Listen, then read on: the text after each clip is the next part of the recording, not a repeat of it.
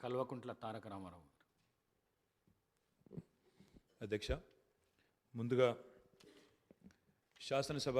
అధిపతిగా ఎన్నికైన మీకు హృదయపూర్వకంగా మా పార్టీ పక్షాన, మా అందరి పక్షాన కూడా హృదయపూర్వకంగా మీకు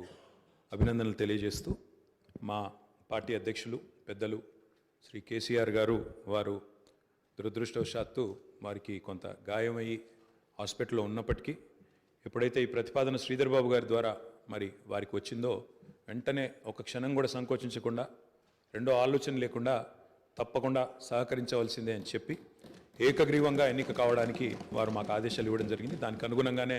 నిన్న మీ నామినేషన్లో కూడా మేమందరం కూడా పాల్గొనడం జరిగింది. అధ్యక్ష, మీతో వ్యక్తిగతమైన అనుబంధం కూడా నాకు చాలా ఉంది. మీరు 2009 శాసనసభకు ఎన్నికైన నాడు నేను కూడా మీతో పాటు సహచర శాసనసభ్యుడిగా ఉన్నాను. ఆనాడు తెలంగాణ ఉద్యమంలో కూడా మీరు మీ వంతు పాత్ర పోషించినారు. 2012 నుంచి 14 దాకా మీరు మంత్రిగా,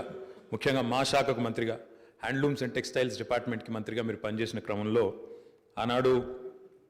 ఒక సందర్భంలో నేను మీ దగ్గరకు వచ్చి, మీరు రండి సిరిసిల్లకి మీరు రావాలి, ఎందుకంటే రాష్ట్రం మొత్తంలోనే టెక్స్టైల్ అంటే సిరిసిల్ల కాబట్టి మీరు తప్పకుండా రావాలి అంటే మీరు కొంత సంకోచం వ్యక్తం చేసినారు మొదలు. మరి ఇప్పుడు ఉద్యమం ఉధృతంగా ఉంది, నేను మంత్రిగా ఉన్నాను, ఈ సమయంలో వస్తే ఏమైనా ఇబ్బంది ఉంటుందా అంటే, లేదు మనం కలిసే పోదామని చెప్పి ఆ రోజు మీరు రావడమే కాకుండా ఆనాడు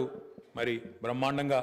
మీరు వచ్చి అక్కడ కార్మికుల సమస్యలు విని తర్వాత చాలా సమస్యల పరిష్కారానికి మీ స్థాయిలో మీరు కృషి చేసినందుకు కూడా మీకు మనస్ఫూర్తిగా ఈరోజు మళ్ళొకసారి అభినందనలు, ధన్యవాదాలు కూడా తెలియజేస్తూ, మరి ఒక ఉన్నతమైన సాంప్రదాయానికి ఈరోజు మరి తెరదీస్తూ ఇతర పెద్దలు గౌరవనీయులు తెలంగాణ రాష్ట్రం ఏర్పడ్డ తర్వాత పెద్దలు సిరికొండ మధుసూనాచారి గారు, తర్వాత శ్రీ పోచారం శ్రీనివాసరెడ్డి గారు, తదనంతరం మీరు, మరి వారు ఇద్దరు కూడా నెలకొల్పిన సాంప్రదాయాలు, కాపాడిన విలువలు, వాటన్నిటిని మీరు కూడా పరిరక్షిస్తారని మనస్ఫూర్తిగా ఆకాంక్షిస్తూ, మీ ఉన్నతికి మనస్ఫూర్తిగా అభినందనలు తెలియజేస్తూ, మరి ఇప్పుడే పెద్దలు ముఖ్యమంత్రి గారు, ఉప ముఖ్యమంత్రి గారు, మంత్రివర్యులు కూడా చెప్పినట్టు మరి ఈ సభ అందరి సభ, ఈ సభలో ఉండే ప్రతి సభ్యుడి యొక్క గౌరవాన్ని, ప్రతి సభ్యుడి యొక్క హక్కులను, ముఖ్యంగా ప్రజల తరపున మాట్లాడే ప్రతి నాయకుడి యొక్క, ప్రతి గౌరవ సభ్యుడి యొక్క మరి గొంతును వినిపించే విధంగా ఆ బాధ్యత మీరు తప్పకుండా సమర్థవంతంగా నిర్వహిస్తారని మనస్ఫూర్తిగా ఆశిస్తూ, మరి ఒక సామాన్య ఎంపీటీసీ పదవి నుంచి ఈరోజు శాసనసభ స్పీకర్గా ఎదిగిన మీ